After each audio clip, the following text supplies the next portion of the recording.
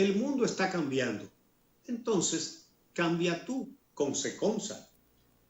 Encuentra todo lo que necesitas para tus clases virtuales o arma tu oficina en casa, con cómodas facilidades de pago. Visita también nuestra tienda en línea, www.seconsa.com. En Seconsa, si lo imaginas, lo puedes tener.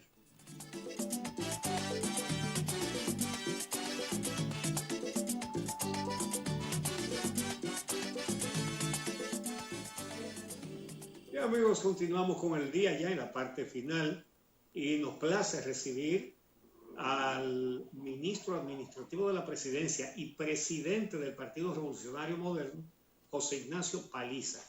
Muy buenos días, José Ignacio, bienvenido. Muy buenos días a ustedes. Para mí es un grato placer compartir en la mañana de hoy. Tenemos varios temas, así que vamos inmediatamente fuego a la lata. Las presiones que tienen militantes del PRM que piden empleos. La verdad es que la gente entiende que eso le toca por haber participado en caravanas y ese tipo de y en actividades políticas. ¿Qué presión tienen ustedes?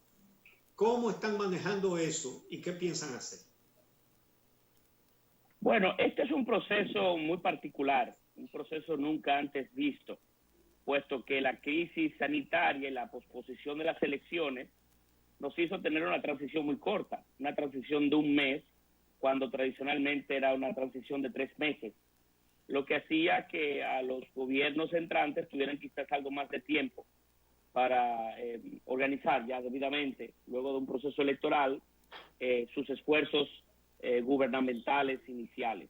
A nosotros nos ha tocado un momento diferente, pero estamos con el debido proceso, con la organización debida, con algún nivel de planificación y de cuidado, dando participación a los compañeros, miembros de nuestra organización, de aliados, miembros de la sociedad civil que nos acompañaron a este gobierno del cambio. El deseo de muchos es de participar y de poder ser parte de los cambios que prometimos, de las iniciativas que vamos a impulsar y los esfuerzos que queremos construir. Y eso se irá dando, don Uchi. Le hemos querido pedir a nuestra militancia un poco de paciencia y de prudencia, y nosotros muy consecuentes de saber y conocer quiénes nos empujaron o junto a quienes construimos este proyecto, pues estamos muy conscientes de la participación que quizás más abierta debe tener una cantidad apreciable de hombres y mujeres. Claro, pero con la debida organización, que los elementos que inviten a un compañero a participar del Estado sea su formación, su preparación, su recorrido, y saber al fin y al cabo que este triunfo no solamente es de las bases del partido, aunque el sacrificio fundamental sí lo es, sino de todo el pueblo dominicano que espera mucho de nosotros y espera mucho del cambio, espera mucho de que las propuestas que prometimos sean una realidad y de que todos nos podamos sentir orgullosos de haber trabajado para hacer que en República Dominicana se produjera ese cambio, que tantos hombres y mujeres creyeron en él, participaron en él y lo hicieron posible. Pero vamos camino a construir ese equipo de trabajo que nos permitirá forjar el cambio que hemos prometido. Paliza, buenos días. Sabemos que el Partido Revolucionario Moderno tiene la denominada Comisión de Empleo. Recientemente vi que incluso en su rol participaba en alguna reunión con miembros de esa entidad preocupadas precisamente, como ha dicho Uchi, por el tema del empleo.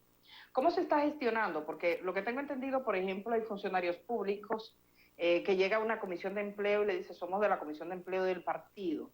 Entonces, ¿cómo se hace eso entre la autoridad que tiene el funcionario y la mirada política de una comisión que es totalmente partidaria para la designación de cargos?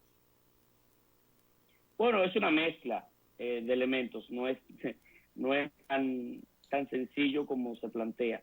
En cada uno de los territorios del país existe una comisión que no ha hecho otra cosa que evaluar durante el transcurso del último mes los perfiles de los diferentes compañeros y las posibilidades que tienen de ir a tal o cual posición de acuerdo a esa aptitud, a esa formación y a su experiencia. Y hacen las recomendaciones del lugar, las sugerencias del lugar, a las autoridades competentes, las autoridades nacionales, para que esa persona pueda ser ponderada o no para esa posición. Claro, hay otros elementos que también están en juego o en entredicho. Hay posiciones sensibles, hay posiciones de carrera, hay posiciones que tienen otras condiciones que obligan a que se tenga un cuidado mayor o una ponderación mayor. Pero usualmente esas comisiones que se han generado en todo el territorio nacional, pues no hacen otra cosa que es una especie de evaluador inicial de las propuestas y mandan de manera consensuada a la dirección nacional de esa propia comisión, pues el levantamiento que hacen del territorio con sus respectivas propuestas. Y entonces la Comisión Nacional a su vez le comunica a las autoridades competentes que terminan de hacer la evaluación y en el caso de poder obtemperar a la solicitud que se hace, pues se hace la designación. Este es un tema que durará, o esta conversación durará unos días, pero creo que no es un tema que deba generar mayor nivel de preocupación ni al pueblo dominicano, ni a las estructuras o las bases del partido. Nosotros lo que hemos querido hacer esto es de forma organizada, de forma planificada, porque nosotros hemos prometido un cambio, y el cambio no es la sustitución de una persona por otra, es mucho más profundo que eso. El cambio no es sustituir 110 vicecónsules en los Estados Unidos por 110 vicecónsules de nuestro partido, de militantes de nuestros partidos. Es cambiar esa matriz y la forma en la que se organizaba y se pensaba. La gente votó no solamente por personas, votó por ideas. Y nosotros tenemos que ir construyendo, conciliando el deseo de nuestra militancia y de la gente a participar de una nueva gestión gubernamental con las ideas que hemos propuesto. Y eso tardará unos días y por eso creo que la paciencia y la prudencia se imponen, pero al fin y al cabo saldremos hacia adelante y este no será un tema de tanta importancia, porque sabemos además de dónde venimos, el sacrificio que hizo mucha gente para poder construir esta alternativa y sobre todo el sacrificio que hicieron las estructuras políticas y de base de nuestra organización política. Muy conscientes estamos de esa realidad. Tú estás mencionando la palabra cambio. Usar esa palabra en la campaña como consigna fue un acierto porque las condiciones ya estaban creadas. Era el pueblo el que estaba pidiendo el cambio. Y una de los aspectos indignantes de las estructuras que había era el dominio de un partido sobre todas las caras de la justicia, incluyendo la electoral. Y entonces Luis Abinader, el presidente Luis Abinader, prometió Ministerio Público Independiente, y como eso lo podía resolver con decreto el primer día, lo resolvió y cumplió. Ya tarda un poquito más lo de la Cámara de Cuentas y lo de la Junta Central Electoral, pero particularmente en lo de la Junta Central Electoral, se está postulando públicamente con afiche y todo Eddie Olivares, que es un dirigente del Partido Revolucionario Moderno. Tú como presidente del partido, ¿estás en condiciones de asegurarle a este país que se va a cumplir la promesa de una Junta Central Electoral independiente? ¿Tendremos Junta Independiente o tendremos a Eddie Olivares? El Partido Revolucionario Moderno, la subdirección ejecutiva del partido, está siendo convocada para el día de mañana en horas de la tarde. La intención es tratar algunos temas. Entiendo que el de la Junta Central Electoral, por el proceso en el que nos vemos involucrados, será uno a tratar en esa reunión. Y por tanto, el partido deberá de fijar una posición al respecto en el día de mañana. Entiendo que será uno de los temas a discutir. La posición muy personal de quien les habla es que nosotros hemos, durante mucho tiempo, abogado por una Junta Central Electoral al margen de los colores y las líneas partidarias. Hemos sufrido en el último proceso electoral el duro peso de tener una Junta que no haya sido producto necesariamente de esa objetividad que se debió tener en su inicio. Y tradicionalmente la institucionalidad democrática del país se ha ido deteriorando como consecuencia de la imposición de un grupo sobre personas con las que se podían sentir cómodas en un momento determinado. Nuestra posición es la personal, que nosotros debemos de movernos hacia la independencia de la Junta Central Electoral, manteniendo nuestro discurso coherente y además la mejor de las prácticas, que es efectivamente esa. Y es lograble tener una Junta Central Electoral independiente al margen de las ataduras políticas del momento.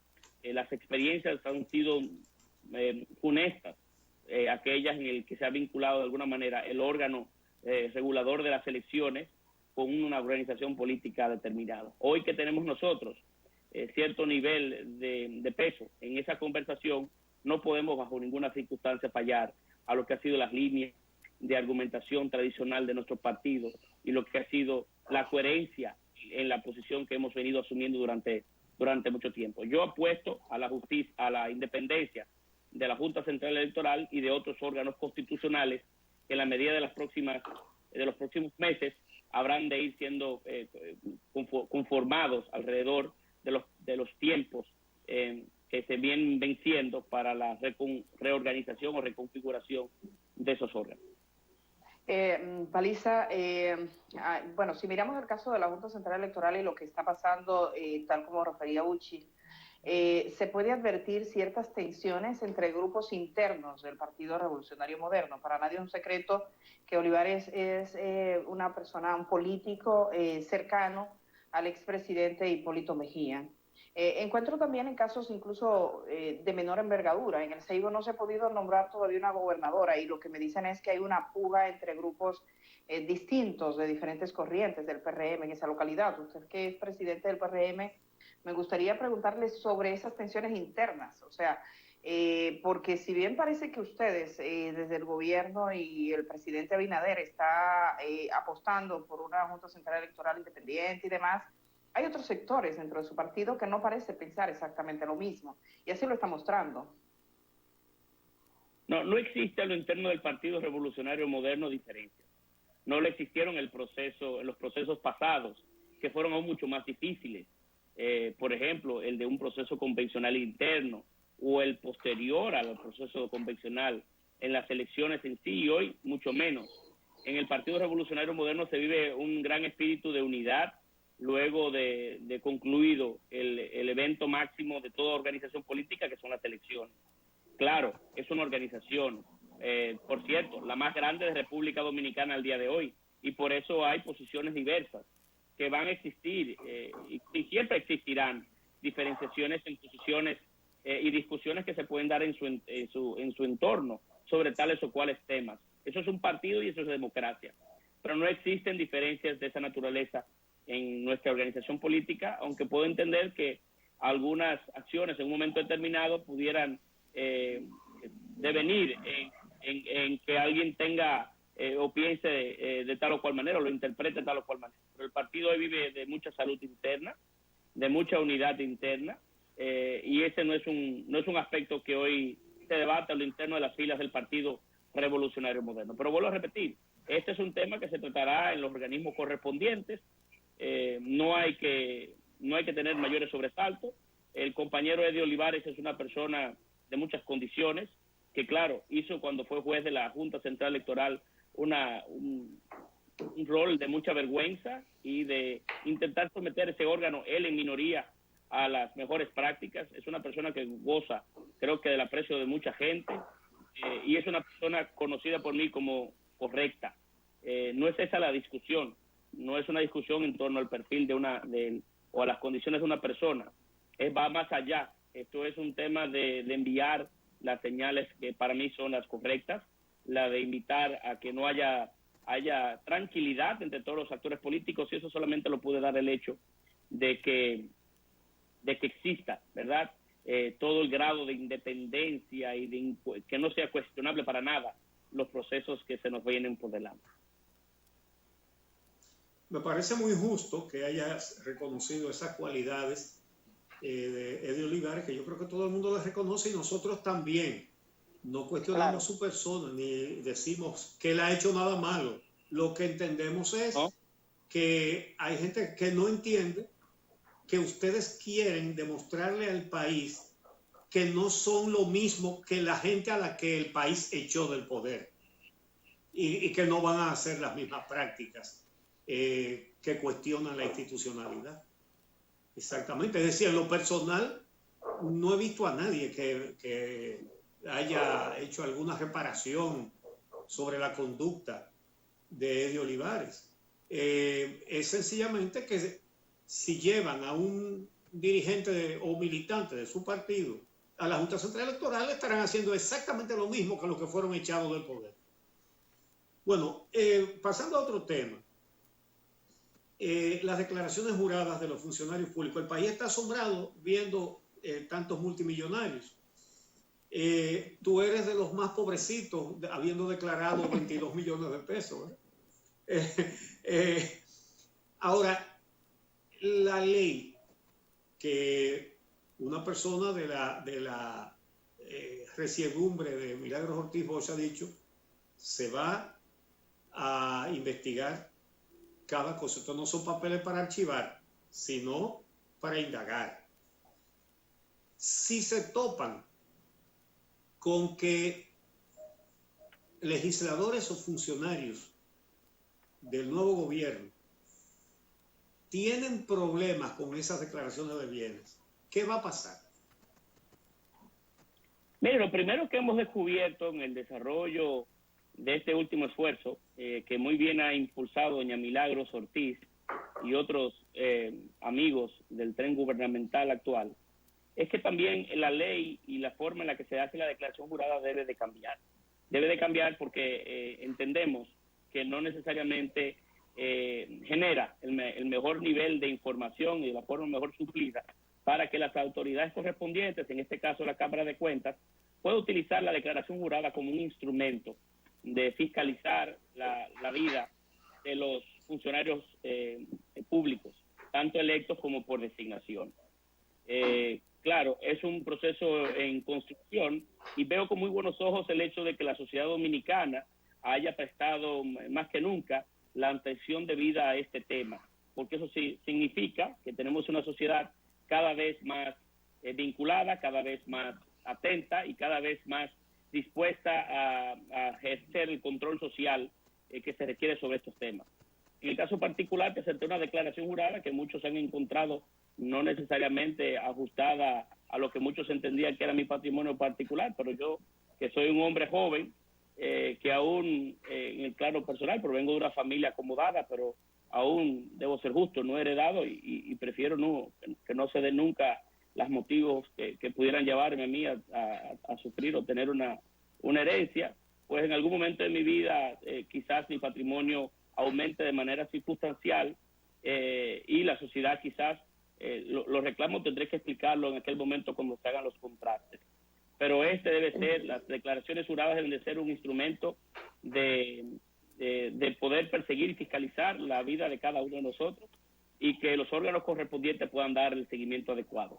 De todas maneras, pero quería preguntarle algo, si comparten, y no lo hago como un chiste, sino que realmente, si comparten nuestra extrañeza, ¿sabía usted que tenía compañeros tan millonarios? Porque si nosotros hace unos meses nos hubiésemos sentado, mucha gente señalaba, oye, Paliza puede que tenga dinero porque es de una familia acomodada, como describe usted. Pero ahora nos damos cuenta de que gente que es de las provincias más pobres de este país son multimillonarias y mucha gente se está preguntando, wow, esto es como un club de millonarios. Para usted fue una extrañeza y de alguna manera, ¿qué implicaciones y cómo lo ve? ¿Cómo se siente? ¿Se siente sorprendido? Bueno, mire, hay un poco de todo. Creo que la Cámara de Cuentas y los organismos correspondientes deben de hacer las indagatorias de lugar sobre cada una de las declaraciones, sobre todo de funcionarios públicos que vuelven a reiterar sus declaraciones, para que puedan dar un seguimiento al patrimonio de cada uno. Presenté una declaración hace unos años, así sucesivamente los demás, y para eso existen, para que usted pueda generar un hilo y pueda dar o perseguir de la mejor manera, no necesariamente con la intención de encontrar nada indebido, sino todo lo contrario, poder dar continuidad al patrimonio y la forma que ha crecido el patrimonio de tales o cuales políticos, muchos de los cuales quizás no puedan sustentar sus declaraciones juradas o no puedan sustentar los recursos que tengan. Ahora bien, también hay que decir que en el transcurso del desarrollo de la vida política nacional se ha ido produciendo como consecuencia de las pocas vamos a decir, elementos para poder fiscalizar los procesos electorales, en el que el dinero ha comenzado a tener un peso demasiado importante en los procesos. Por eso también tenemos nosotros políticos que quizás tengan o puedan exhibir un patrimonio mayor a lo que han sido políticos del pasado, porque el dinero se ha constituido un tema importante y el acceso a la política hoy es de casi de privilegiados. Eso es un elemento que debemos de cambiar, porque el dinero se ha constituido el principal limitante al acceso de jóvenes, de mujeres y de ciudadanos con un haber importante de labor social, porque la política es cada vez más cara de poder reproducir. Pero nueva vez, es una herramienta que tenemos o que tiene la sociedad disponible para poder hacer que cada uno de los funcionarios públicos que han sido designados o electos puedan rendir cuentas y que cada quien pueda seguir el proceso del desarrollo de los patrimonios de cada uno de nosotros. Paliza, lo de las alianzas público-privadas preocupa a alguna gente, porque eso en principio se oye bonito, pero en todas las experiencias de inversiones mixtas de gobierno, empresarios, siempre ha salido perdiendo el Estado. Siempre. No hay una sola excepción. Porque los empresarios saben defender bien sus intereses, pero los intereses del Estado, a nombre del Estado lo defiende alguien que puede salir forrado de dinero y el Estado arruinado. Eso es lo que ha pasado en la práctica. Y ustedes se están planteando alianza público-privada. Por ejemplo, que el metro, ¿cuánto costó el metro? Los empresarios que vengan a ser socios ahora van a poner la misma proporción de lo que eso vale, en que van a participar accionariamente. El aporte de cada parte, ¿cómo se va a determinar? Los derechos de cada parte. Si invirtiendo el 30%, lo van a administrar, en fin. ¿Ustedes van a mantener al país informado de cada detalle de esas negociaciones? Bueno, en primer lugar, las alianzas públicos-privadas es una modalidad nueva en República Dominicana que nunca ha sido puesta en funcionamiento. Hay algunos modelos similares que, como usted muy bien ha expresado, Muchi, no necesariamente son los mejores ejemplos. Pero la alianza público-privada como tal es una modalidad nueva, producto de una ley nueva que se aprobó en el Congreso hace apenas unos meses y que tiene un reglamento nuevo que nosotros pusimos en marcha apenas unas cuantas semanas luego de haber jurado al poder el pasado 16 de agosto. Tiene leyes que los regulan, son leyes y, por cierto, leyes bastante rigurosas y estrictas. Un proceso tomaría y obliga publicidad y de transparencia. No es un proceso de negociación secreta en un cuarto entre un funcionario y un empresario, sino que son procesos mucho más robustos, transparentes y públicos que el que hemos tenido en el pasado. Y lo que se habla es de llegar a acuerdos en el que tanto el sector privado como el sector público sobre algunas obras, sobre todo infraestructura en República Dominicana, puedan obtener la participación del sector privado poniendo capital sin que el Estado pierda su titularidad, pierda su participación o su propiedad en algunos casos. También son estos instrumentos para poder acaparar gran nivel de inversión, sobre todo en momentos como el que vive la República Dominicana y el mundo, en donde la pandemia ha afectado tanto las finanzas públicas, que hacer posible algunos de estos proyectos es casi una quimera para el Estado dominicano si no tiene el apoyo del sector empresarial, tanto nacional como internacional. Pero Paliza, estamos un poquito contra el tiempo, perdona. Solo preguntarte, la carretera de Samaná, por ejemplo, fue una iniciativa del sector público y privado. En ella el sector privado invertía y el Estado conservaba la titularidad. Sin embargo, cuando uno ve las cuentas y lo que todavía debemos, le da pique. Por ejemplo, en ese caso en específico, ¿han analizado ustedes hacer algún tipo de revisión de los términos de un contrato tan lesivo para los intereses públicos? Oye, ayer que estuvimos en Samaná, uno de los principales reclamos del sector empresarial de Samaná es que esta carretera, de acuerdo a los altos peajes que se pagan, ha hecho que el destino también no sea tan competitivo como otros, como Punta Cana y Puerto Plata, porque el traslado es un tema ya importante la discusión, más de 2,000 pesos para llegar a La Terrena, versus unos 600 para ir a Punta Cana o 60 pesos para ir a Puerto Plata. Claro, ese es un proyecto que no ha sido diseñado a imagen y semejanza del deseo de este gobierno. Entiéndase, no solamente guarda peajes altos, sino también peajes sombra, que hace que el gobierno tenga que entregar o hacer erogaciones importantísimas a través de cada año para poder cubrir el supuesto equilibrio financiero del proyecto. No es ese necesariamente el modelo con el que nos identificamos, pero para eso está la ley y para eso están las regulaciones que se han interpuesto, para que ese tipo de negociaciones no necesariamente sean las que se repliquen en el futuro.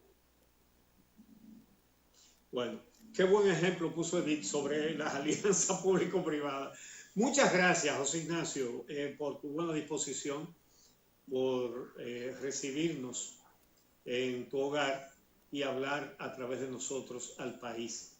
Muchísimas gracias. Bueno, amigos, cuando regresemos, ¿cómo no? Cuando regresemos, el doctor Luis Vergés, el psicólogo Luis Vergés, va a tratar un tema que a lo mejor tiene mucho que ver con usted y con cosas que usted siente. La crisis de la mediana edad. No se lo pierda, porque con eso despediremos el programa de hoy. Hasta mañana.